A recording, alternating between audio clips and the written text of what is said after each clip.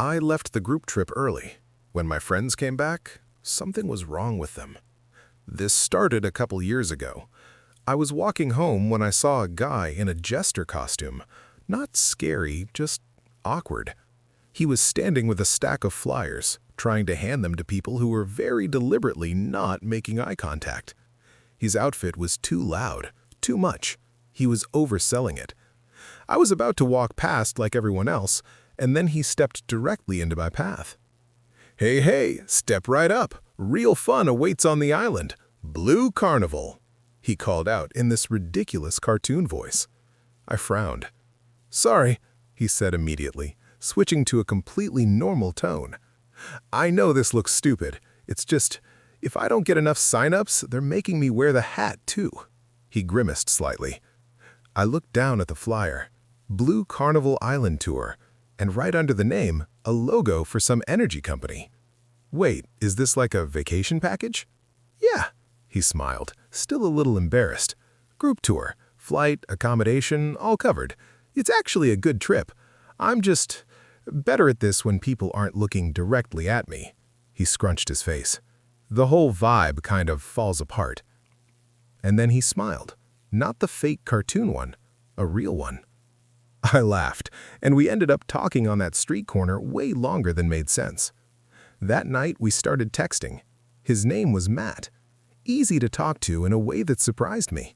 We went from jokes about his costume to long conversations about everything, hobbies, life, all of it. A few days later, we met up in the city, no costume this time, and I noticed he was actually pretty cute without all the powder and face paint. Over lunch, he asked if I'd thought more about the trip. "I mean, I do have a commission riding on this, but no pressure," he grinned. After a few more jokes, I asked for details. He explained the structure. Bonus if the group stayed together, he said. He paused for a second. "It's like structured fun. Meet new people, hang in the same resort, that kind of thing." A week later, I bought 3 tickets. Me, my friends Chloe and Tyler. I sold it to them as a funny adventure, something to laugh about over wine later. Good content. When we got to the departure point, I was surprised. 60 people, maybe more. Families, couples, a few older folks. Matt showed up in full costume, bouncing between people, high-fiving kids, working the crowd. It all seemed fun. When our eyes met across the crowd, he smiled, even in that ridiculous outfit. And for a second, everything else just kind of disappeared. "Sarah, you actually came." "Of course, I'm your best customer." "Not remotely," he smirked, "but I'll pretend." Before boarding, he gathered everyone. "One important thing," he said, clapping his hands. "When we arrive, really important that you stay with the group. Don't wander off alone." "Why?" someone asked. Matt hesitated. One beat. "We just don't want anyone getting lost." Everything went normally until Amsterdam.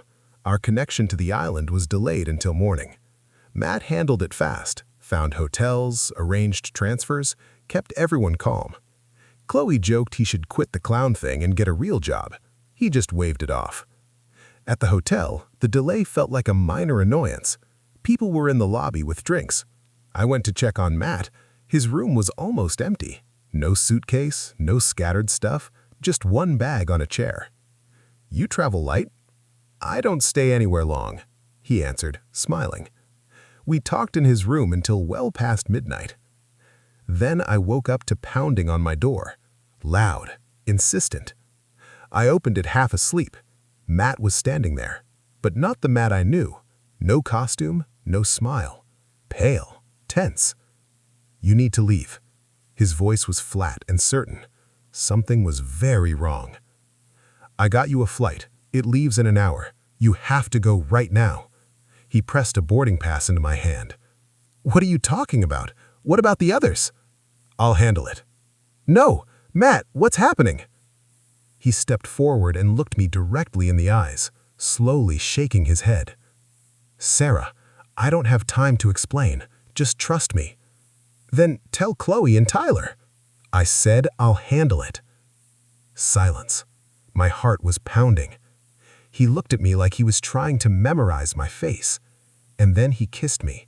Not gently, not slowly, desperately. "Please," he whispered, "just go." I wish I could say I argued. I didn't. Something in his voice had broken. The usual easy lightness was gone, replaced with something that sounded like raw animal fear. With shaking hands, I threw my things into my bag. The room suddenly felt foreign. Every sound in the hallway made me flinch. The airport was too bright, too normal feeling. I walked as fast as I could, checking my phone every 2 minutes, waiting for Matt to text and explain. He didn't. On the plane, I didn't sleep. Every time I closed my eyes, I saw his face in that doorway, like he was barely holding something back. Back home, I told everyone I got sick and canceled. Easiest explanation. Said the same to Chloe and Tyler. I was afraid they wouldn't answer. My brain was already building the worst versions of what might have happened. But the next day, both of them texted, "Get well soon." A couple days later, Chloe again. "Island is amazing. Wish you were here. Hope you feel better." I was confused. When they came back, everything looked completely normal. But Matt's face that night was not normal. For a while, I tried not to think about it. We stopped texting after that, and I didn't reach out. I wouldn't have known what to say. Chloe and Tyler kept asking about him. I brushed it off. They probably assumed we had a fight. Then, a few weeks later, Chloe started acting strange. Nothing obvious, just small things. She laughed at the wrong moments, forgot details she had no reason to forget. I only noticed because I'd known her for years. The changes in Tyler were more visible. He was still himself, but quieter, flat, like the volume on his personality had been turned down. Once I mentioned something from years ago, an event all three of us were at together. Chloe hesitated, then smiled and said, "Oh yeah, right, of course." But it was wrong. She used to recall things like that instantly with specific details. Weeks passed, months, nothing dramatic, nothing you could point to. Until one evening, I was at Chloe's apartment. We were cooking like old times. She was telling some story and I was watching her. I'd been doing that a lot lately, looking for something I couldn't name. Mid-sentence, she stopped, stuttered on one word like a skip, and then her eyes rolled back. Not like a faint, fast, mechanical, until only the whites were showing. 2 blank white voids where her eyes had been, staring straight through me. I screamed. And then it was over. She blinked a few times and looked at me, confused. "God, Sarah, are you okay?" I couldn't speak. I'd taken a step back without realizing it. "I just got a little dizzy," she said, already laughing it off. "Blood pressure thing, probably." Everything looked normal again, so I nodded and pretended to believe it. But my hands didn't stop shaking, and I knew, with absolute certainty, that I had not imagined that. There was only one person who could explain it. That same night, I called Matt. Months had passed. I was surprised he answered. He deflected at first, said maybe I was just overtired, asked if I was sure, but something in my voice, the barely controlled panic, made him go quiet for a long time. Then, "Can we meet?" He came late that night. No small talk. The second he walked in, I asked him directly, "What happened on that island?" He sat down, didn't answer right away. When he spoke, his voice was too calm. "Do you believe there are other versions of you out there, Sarah?" "Not really logical," he continued. "Most people don't." He looked at me. "But there are worlds where your life went differently because of different choices you made." I frowned but kept listening. "Some of those differences are small, different haircut. Some are bigger, you live in another country, and some versions of you." He stopped. "Things are very bad for them. They're suffering in ways you can't imagine." "Matt, why are you telling me this?" "Because you need to understand what I did." "What did you do?" He looked me in the eyes. "The island is a place where people are swapped." Silence.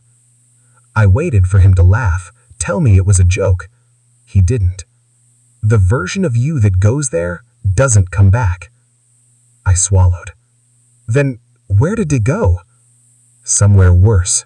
Much worse. And the ones who do come back? I whispered. They're from those other worlds? Not random ones. The versions that have suffered the most. They take the most broken versions from other realities and swap them with normal people here, then rewrite their memories so everything lines up. Why? He looked away, like he was deciding how much to tell me. Because every time the swap happens, it generates energy, more than anything else they've found. And you work for them? He nodded. Why are you telling me this? My voice cracked. Because I couldn't send you there. Something collapsed inside me when he said that.